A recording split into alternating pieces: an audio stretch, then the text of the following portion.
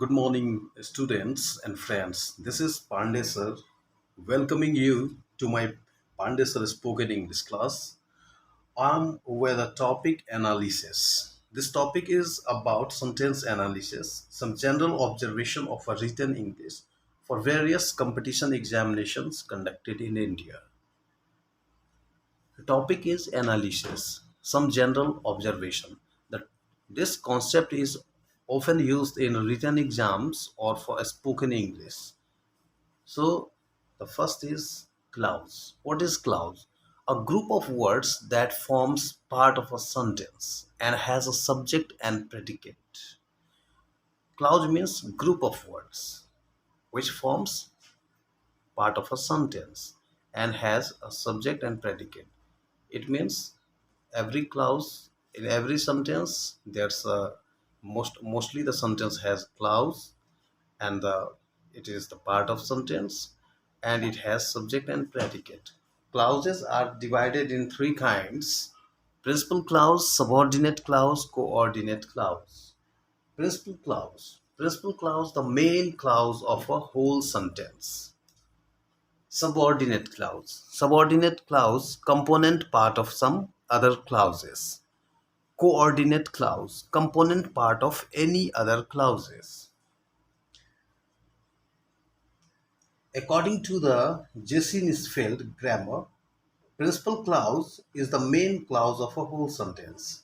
Subordinate clause, a subordinate clause is a component part of some other clauses in which it does the work without possessing the form of noun, adjective, or adverb.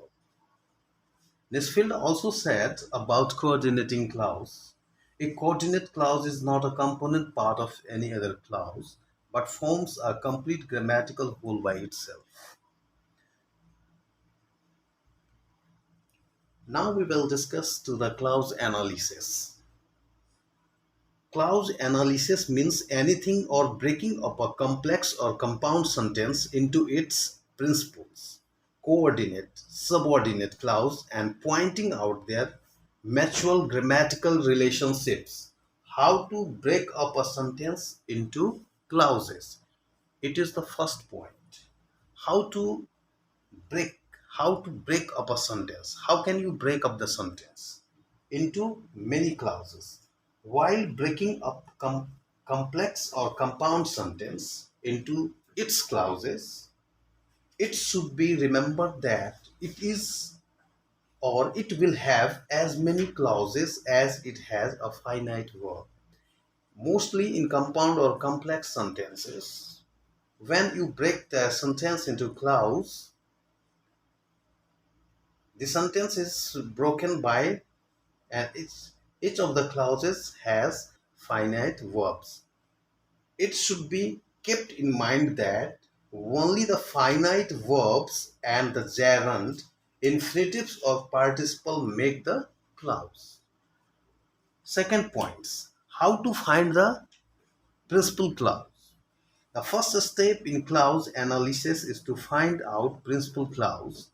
The question is how to distinguish principal clause from its coordinate or subordinate clause. In this connection, it should be remembered that a subordinate clause always begins with a subordinating conjunctions. Likewise, a coordinate clause begins with a coordinating conjunction. Therefore, a clause which begins neither with subordinating nor or a coordinating conjunction is the principal clause. The following are the subordinating conjunctions with which a subordinate clause may begins. I am going to say the name of principal clauses that begins with a word: when, where, which, what, how, who, whom, whose, whether, if, provided that, notwithstanding, as if, as though, as much as far as soon as long as, so long as, according as, after, before, because, since, until, unless, for, in, that, then, that, now that, though, so that, in order that, so much, so that. A principal clause will not begin with any of the above listed conjunctions. For example, I met the man who came yesterday. In this sentence, there are two clauses. One, I met the man, and the second, who came yesterday. Now, this clause begins with subordinating conjunction who. Therefore, this is subordinate clause. The first clause doesn't begin with any subordinating conjunction and is therefore a principal clause. I met the man who came yesterday. The first sentence does not begin with any subordinating conjunction. The first sentence of that part doesn't begin with any subordinating conjunction, whereas subordinating conjunction and is therefore a principal clause. Analysis of a complex sentence. As we have stated above, complex sentence has principal clause and one or more subordinating clauses. Subordinate clause are of three kinds: subordinate noun clause, subordinate adjective clause, subordinate adverb clause. Now we will discuss today the subordinate noun clause. Analysis of a complex sentence. Subordinate noun clause, subordinate adjective clause, subordinate adverb clause.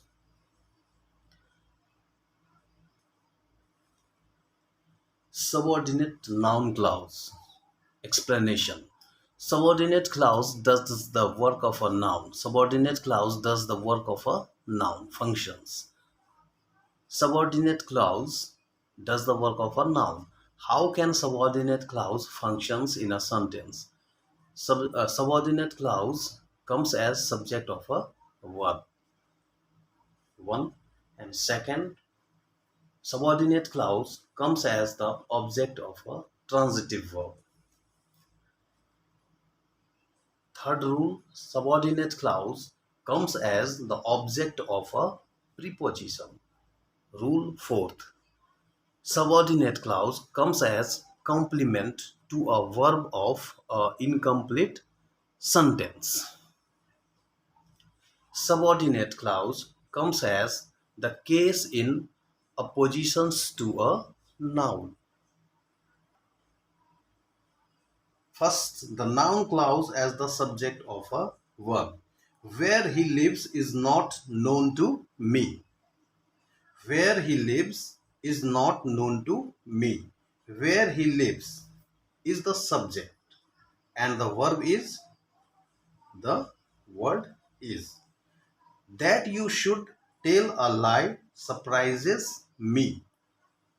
That you should tell a lie is the subject. That you should tell a lie is the subject of the verb surprises. How he reached there is a mystery. How he reached there is a mystery. How he reached there is the subject of the verb is. When I shall return is uncertain. When I shall return is uncertain. Here, the subject is when I shall return is the verb. Whether he will help you is not sure. Whether he will help you is not sure. Here, whether he will help you is the subject and the verb is here, the word is. Now, second rule, noun clause as the object of transitive verb.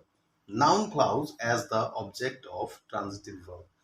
Friends, if you like this video, you may please share my channel, subscribe this channel and give your comments. Thank you. Now clauses as object of a transitive verb. He told me that he was going to Kolkata. That he was going to Kolkata. The word that you are going, that he was going to Kolkata is the object of the verb told. Sentence is, he told me that he was going to Kolkata. That he was going to Kolkata is the object of the verb told. I do not know where he lives. I do not know where he lives. Where he lives is the object of the verb know. I spend what I earn. I spend what I earn. What I earn is the object of the verb spend. I do not know which book you want. Which book you want is the object of the verb know. He replied that he did not go there. That he did not go there is the object of the verb replied. Rule number 3. Noun causes as object of preposition. Give full attention to what I say. Give full attention to what I say. What I say is the object of preposition to. My success in futures depends upon how you help me in this case. How you help me in this case is the object of preposition upon. This book will sell for what it is worth. This book will sell for what it is worth. What it is worth is the object of the preposition for. I can find no meaning in what you have said. I can find no meaning in what you have said. What you have said is the object of preposition in. I have no complaint except that I have a headache. That I have a headache is the object of the preposition here. Noun, next rule, noun clauses as complement to a verb. That is what I told you. That is what I told you. That is what I told you is the sentence. What I told you is the complement to the verb is. My great fear is that he may drown. That he may drown is the complement to the verb is. Life is how we live it. Life is how we live it. How we live it is the complement to the verb is. My question was whether you could do this work. Whether you could do this work is the complement to the verb was. This is where I lived last year. Where I lived last year is the complement to the verb is. Noun clause as case in oppositions to a noun. The rumor that he committed the murder has come true. The rumor that he committed the murder has come true. That he committed the murder is the case in oppositions to a noun rumor. Next sentence. The reporter that enemy is coming is wrong. That the enemy is coming. That the enemy is coming is case in oppositions to the noun report. Now, in conclusion of the video, how to recognize a noun clause. Points. Noun clause often begins with following three connectives. Conjunctions that. A clause begins with that and coming immediately after transitive verb is a noun clause. As he said that he was not guilty. That is the connectives, that is the conjunctions. Second, a clause begins with any relative or interrogative adverb is a noun clause. A clause begins with any relative or interrogative adjective is a noun clause, provided that adverb so used doesn't have its antecedent. As I want to know where he lives. I want to know where he lives. Friends, for example, you know what, when, where, which, that, etc. are used as a relative clause, and you already know that there are nine WH words like what, when, where, who, whom, etc. are used in interrogative sentences. A clause begins with any relative or interrogative pronoun is a noun clause, provided that pronouns so used doesn't have its antecedent as I want to know who has done this. Friends, if you like this video, you may please proceed your comment, and you may please share, like, subscribe my channel. Thank you. We will meet with a new video. Till then, goodbye. Have a nice day.